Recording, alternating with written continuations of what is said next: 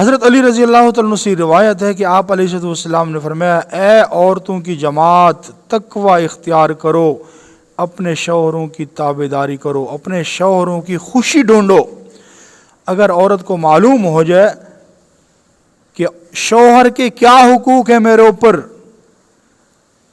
تو خاوند سویا ہو اور بیوی کھانا لے کر کھڑی رہے، اس کو جگائے نہ جب تک کہ وہ خود اٹھے اور اس کے سامنے کھانا پیش کرے۔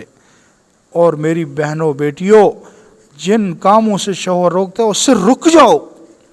شوہر کہتا ہے بازار نہیں جانا، نہ جاؤ، ماں باپ کے گھر نہیں جانا، نہ جاؤ، محلے میں نہیں جانا، نہ جاؤ، فلاں عورت سے نہیں بولنا، نہ بولو، اسی کے اندر تمہاری کامیابی ہے۔ اور اگر شوہر کے حکم کے خلاف کرو گی، جن کاموں سے روکتا ہے وہ کرو گی، تو گھر جہنم بن جائے گا۔ اگر گھر کو جنت بنانا چاہتے ہیں تو شوہر کی تابعداری ہر عورت کے اوپر لازم ہے۔